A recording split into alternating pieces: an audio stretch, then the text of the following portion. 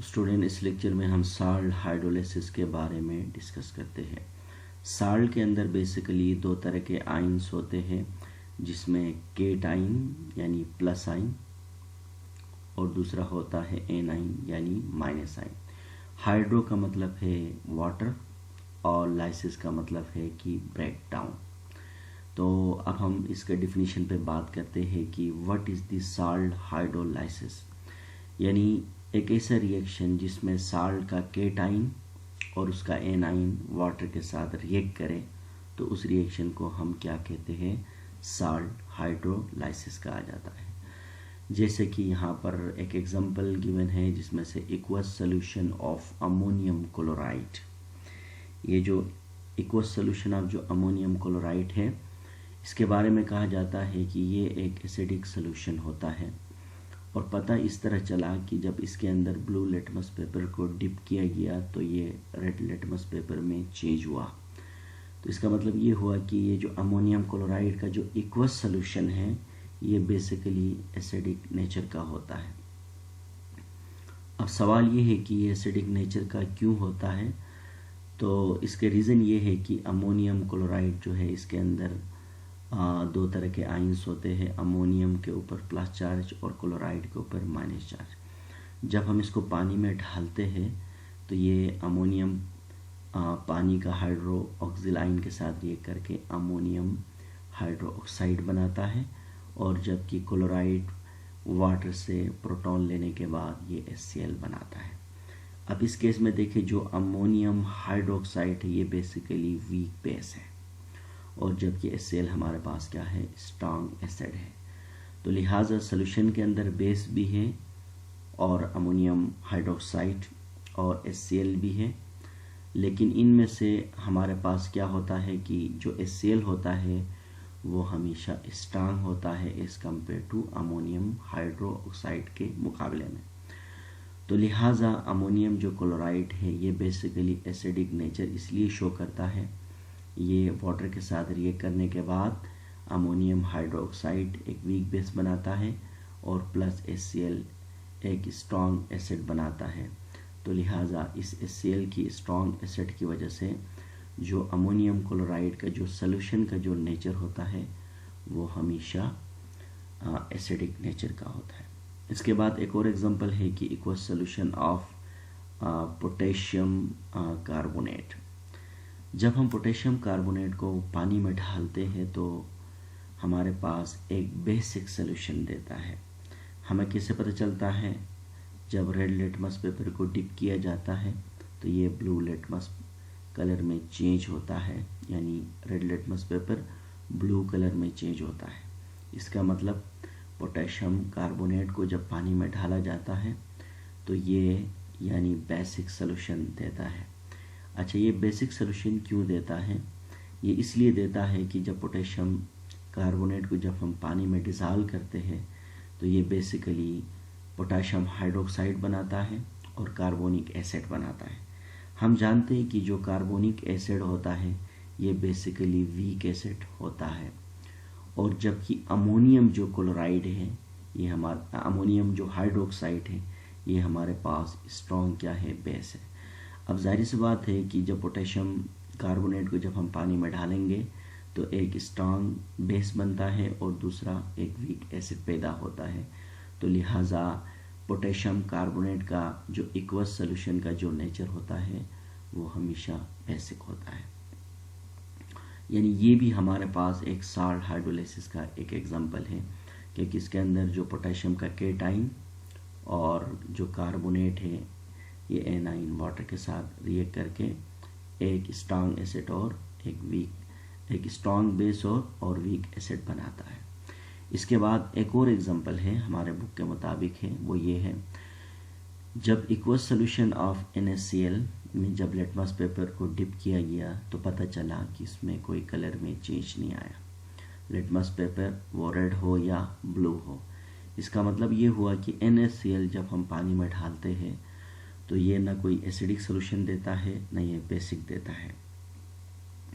वो इसलिए नहीं देता है क्योंकि NaCl जो बेसिकली जो बनता है ये एक स्ट्रांग एसिड और स्ट्रांग बेस से बनता है। इंशाल्लाह अभी हम डिटेल में डिस्कस करते हैं।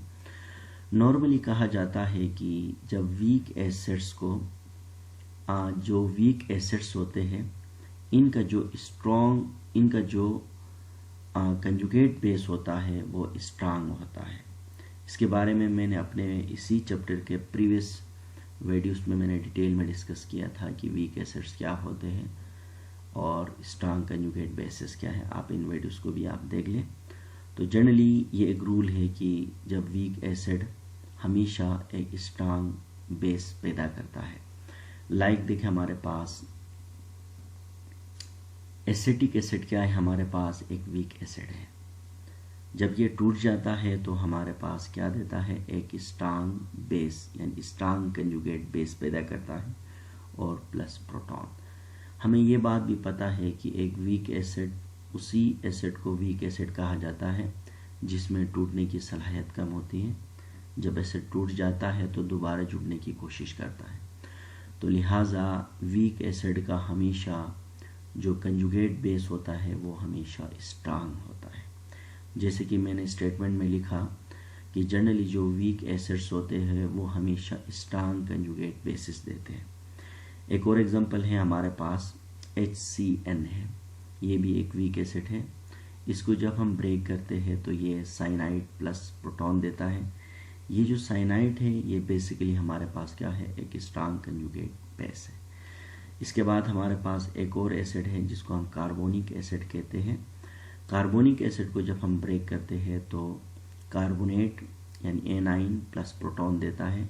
ये जो कार्बोनेट जो एनाइन होता है ये भी स्ट्रांग कंजुगेट बेस होता है। कहा जाता है कि जो स्ट्रांग कंजुगेट जो बेसिस होते हैं जिनको एनाइन भी कहते हैं, ये तमाम के तमाम जो स्ट्रांग कंजुगेट बेसिस होते हैं वो हमेशा वीक एसिड से पैदा होते हैं। अब स्ट्रांग कंजुगेट बेसिस के बारे में ये कहा जाता है कि जो स्ट्रांग कंजुगेट बेसिस को अगर हम वाटर में डिज़ोल्व करते हैं तो ये क्या करते हैं, ये हमारे पास जो है बेसिक सोल्यूशन देते हैं। जैसे कि मैंने लिखा when these strong conjugate bases are dissolved in a water to produce a basic solution। अब हम ज़रा देखते हैं कि ये बेसिक सोल्यूशन क्यों देते हैं। लाइक देखें मैंने यहाँ से ये तीनों के तीनों हमारे पास स्ट्रांग कंजुगेट बेसिस है। इसको एसिटेट आइन कहते हैं, ये साइनाइड है, ये हमारे पास कार्बोनेट है। लेट सपोज मैंने एक एसिटेट आइन लिया और हमारे पास इसका नाम क्या है, स्ट्रांग कंजुगेट बेस है। जब इसको पानी में डालते हैं तो ये पानी से प्रोटॉन लेता है और दोबारा क्या करता है, हमारे पास एक वीक एसिड पैदा करता है। और जबकि इसी के साथ साथ क्या होता है, एक स्ट्रांग बेस भी पैदा होता है। अब सोल्यूशन के अंदर देखिए एक वीक एसिड भी बना और एक स्ट्रांग बेस भी बना, तो पूरा जो सोल्यूशन का जो नेचर होगा वो हमारे पास बेसिक सोल्यूशन होगा। तो अब हमें ये बात पता चला कि वो ये है कि इसका पहला स्टेप, तमाम के तमाम वीक एसिड्स जब हम ब्रेक करेंगे तो स्ट्रांग कंजुगेट बेसिस पैदा करेंगे। जब स्ट्रांग कंजुगेट बेसिस को हम पानी में डालेंगे तो जो सोल्यूशन का नेचर होगा वो हमेशा क्या होगा, बेसिक नेचर होगा। और बेसिक नेचर इसलिए होगा क्योंकि स्ट्रांग कंजुगेट बेस हमेशा weak acid plus strong base बनाता है, तो लिहाजा सोल्यूशन का नेचर हमेशा बेसिक होता है। इसके बाद एक और पॉइंट ये है कि जनरली जो वीक बेसिस होते हैं वो हमेशा स्ट्रांग कंजुगेट एसिड्स देते हैं। जैसे कि हमें पता है कि अमोनियम हाइड्रोक्साइड ये एक वीक बेस है, कॉपर हाइड्रोक्साइड ये भी एक वीक बेस है। जब हम इसको ब्रेक करते हैं तो इनमें से अमोनिया बनता है, यानी अमोनियम हाइड्रोक्साइड से अमोनियम पैदा होता है और प्लस हाइड्रोक्सिल आयन पैदा होता है। इसके बाद कॉपर जब ब्रेक होता है तो कॉपर +2 और हाइड्रोक्सिल आयन, इसको बैलेंस करने के लिए यहाँ हम 2 लगाते हैं। अब यहाँ पर हमारे पास क्या है कि पहला पॉइंट ये जानना है, याद करना है, वो ये है कि वीक बेसिस हमेशा स्ट्रांग कंजुगेट एसिड्स पैदा करते हैं। जैसे कि अमोनियम हाइड्रोक्साइड एक वीक बेस है और कॉपर हाइड्रोक्साइड भी एक वीक बेस है, तो इससे हमारे पास स्ट्रांग कंजुगेट एसिड्स पैदा हो गए। अब इन स्ट्रॉन्ग कंजुगेट एसिड्स को जब हम पानी में डालते हैं तो ये क्या करते हैं, एसिडिक सॉल्यूशंस देते हैं। अब इसके पीछे जो मैकेनिज्म है इसको हम ज़रा देखते हैं, वो क्या है। अमोनियम, ये जो अमोनियम है इसको अमोनियम कहा जाता है, ये बेसिकली स्ट्रॉन्ग कंजुगेट एसिड है। जब इसको पानी में डाला जाता है तो ये वाटर से हाइड्रोक्साइड के साथ रिएक्ट करके अमोनियम हाइड्रोक्साइड बनाता है, ये वीक बेस है। और दूसरा जो पार्ट है इसका प्रोटॉन पैदा करता है, ये स्ट्रॉन्ग एसिड होता है। अब जब इस सॉल्यूशन के अंदर एक weak base plus strong acid बनाएगा तो सॉल्यूशन का ओवरऑल जो नेचर होगा वो हमारे पास एसिडिक नेचर का होगा। इसके बाद हम एक और टॉपिक पे बात करते हैं, इसी के साथ जुड़ा हुआ टॉपिक है टाइप्स ऑफ साल्ट। साल्ट के बेसिकली यानी जो रिएक्टिविटी, साल्ट का जो वाटर के साथ जो रिएक्टिविटी के बेस पर साल्ट के हमारे पास टोटल 4 टाइप्स होते हैं, यानी 4 टाइप्स है, जिसमें से पहला टाइप ये है। अच्छा, ये किस बेस पर, ये बेसिकली साल्ट का वाटर के साथ रिएक्टिविटी के बेस पर है। तो पहला टाइप ये है कि जब हम स्ट्रॉन्ग एसिड और स्ट्रॉन्ग बेस, यानी स्ट्रॉन्ग एसिड और स्ट्रॉन्ग बेस को जब हम रिएक्ट कराते हैं तो इससे बनने वाली जो साल्ट होती है वो हमेशा न्यूट्रल होती है। और जो न्यूट्रल साल्ट होती है इसके अंदर हाइड्रोलाइसिस नहीं होता है। और हाइड्रोलाइसिस क्यों नहीं होता है, देखें, जैसे कि मैंने लिखा salt of strong acid and strong base do not hydrolysis, यानी एक ऐसा साल्ट जो एक स्ट्रॉन्ग एसिड और स्ट्रॉन्ग बेस से मिलकर बनी है, तो बेसिकली ऐसे साल्ट के अंदर हाइड्रोलाइसिस नहीं होती है। हाइड्रोलाइसिस का मतलब ये कि वो साल्ट वाटर के अंदर डिजॉल्व तो होती है लेकिन उसका केटाइन एनाइन वाटर के साथ रिएक्ट नहीं करता है, यानी सोल्यूशन हमेशा न्यूट्रल होता है। अच्छा, न्यूट्रल क्यों होता है, देखें NaCl है, ये हमारे पास एक न्यूट्रल साल्ट है। अच्छा, इसका जो सोल्यूशन है ये भी न्यूट्रल होता है, इसका pH 7 है। अच्छा, ये न्यूट्रल इसलिए है क्योंकि यहाँ Na जो है ये बेसिकली सोडियम हाइड्रोक्साइड से आया है और ये जो Cl है ये बेसिकली HCl से आया है। तो इसी तरह से ये स्ट्रॉन्ग एसिड है और स्ट्रॉन्ग बेस से आए हैं। एक स्ट्रॉन्ग एसिड और स्ट्रॉन्ग बेस का एट्रीब्यूट ये होता है कि वो डिसोसिएट कर लेता है लेकिन दोबारा वो एसोसिएट नहीं होता है, तो लिहाजा ये दोबारा रिवर्स नहीं होते हैं बिकॉज इसका एक स्ट्रॉन्ग एसिड और स्ट्रॉन्ग बेस से आए हैं। तो सिंपली इसका पहला टाइप ये है कि जब स्ट्रॉन्ग एसिड और स्ट्रॉन्ग बेस का साल्ट को जब हम पानी में डालते हैं तो वो साल्ट यानी हाइड्रोलाइसिस नहीं होगा। हाइड्रोलाइसिस का मतलब उसका केटाइन एनाइन पानी के साथ रिएक्ट नहीं करेगा, डिजॉल्व करेगा, हाइड्रोलाइसिस नहीं करेगा। और सोल्यूशन का नेचर हमेशा क्या होगा, न्यूट्रल होगा और pH हमेशा 7 होगा। दूसरा जो टाइप है वो हमारे पास क्या है, जब हम स्ट्रॉन्ग एसिड और वीक बेस को का साल्ट को हम जब हाइड्रोलाइसिस करते हैं तो बनने वाला जो सोल्यूशन होता है वो हमेशा एसिडिक नेचर का होता है। मिसाल के तौर पर कॉपर जो सल्फेट है, तो कॉपर सल्फेट का जो सोल्यूशन है ये एसिडिक नेचर का होता है, इसका pH हमेशा 7 से कम होता है। अच्छा, ये एसिडिक क्यों होता है, क्योंकि कॉपर आया है कॉपर हाइड्रोक्साइड से और सल्फेट आया है H2SO4 से आया है।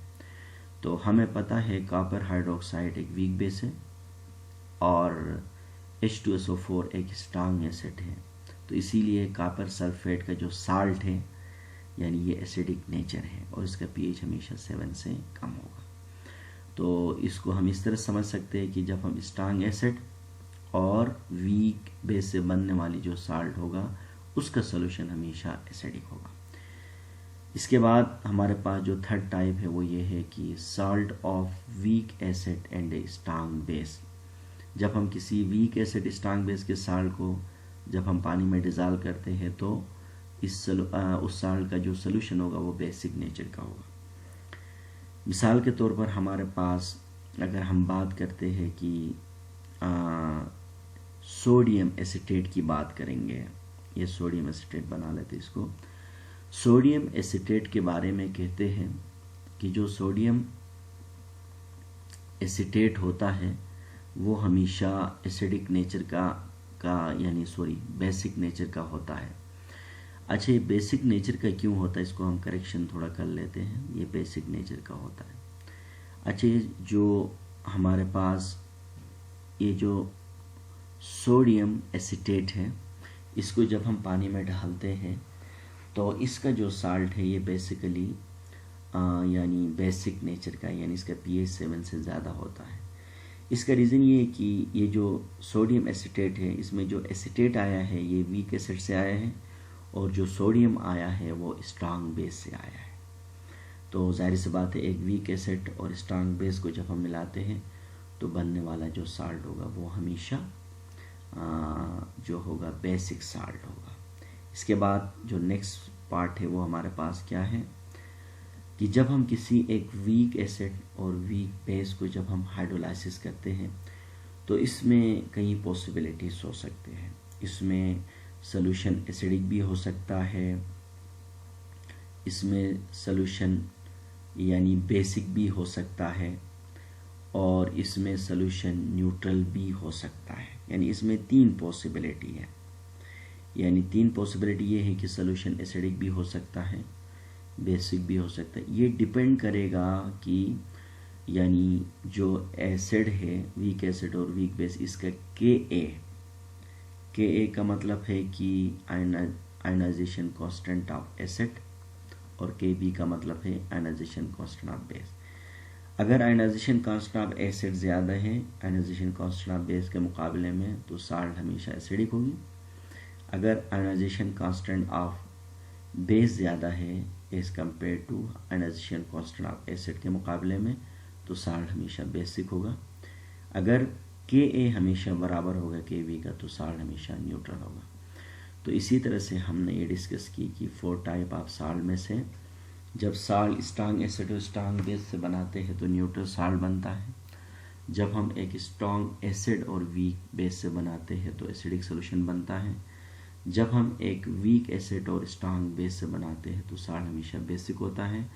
जब हम वीक एसिड और वीक बेस से बनाते हैं तो डिपेंड करेगा कि साल्ट एसिडिक भी हो सकता है, बेसिक भी हो सकता है और न्यूट्रल भी हो सकता है। ये डिपेंड करेगा, अगर Ka Kb से ज़्यादा होगा तो एसिडिक, अगर वैल्यू ऑफ Ka Kb से कम होगा तो Kb से कम होगा तो हमारे पास क्या होगा, बेसिक होगा। अगर Ka का वैल्यू Kb के बराबर होगा तो साल्ट का नेचर हमेशा न्यूट्रल होगा।